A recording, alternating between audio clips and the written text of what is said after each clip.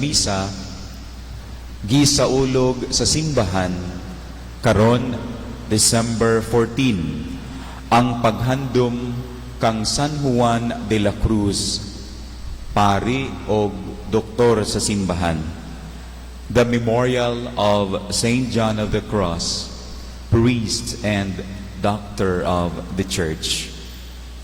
Diha sa to mga pag-ampo karon, pangayuunta ang iyang panabang alang sa kalig-on sa pagtuo nga nahuptan, liyo sa tanang mga pagsulay sa kinabuhi ta dinhi sa kalibutan. Sa laing bahin, diya sa Ebanghelyo karon, nadungog nato si Jesus nga naghisgot mahitungod kang San Juan Bautista o Juan Magbubunyag. Dear sisters and brothers in Christ, in this season of Advent, John the Baptist is more than willing to help us in our spiritual journey.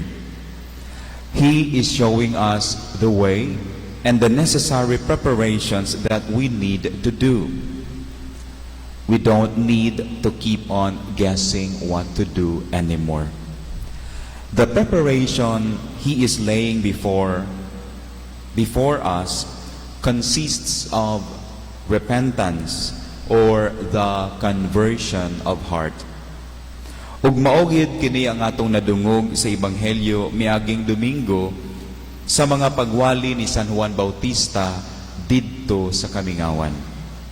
Tungod niini, diha sa Ebanghelyo karon nadungog nato nga gidayeg ni Jesus si Juan Bautista kun Juan Magbubunyag diya sa iyang pagkamatinud-anon sa misyon sa kinabuhi o kamatinud-anon nga alagad sa Dios.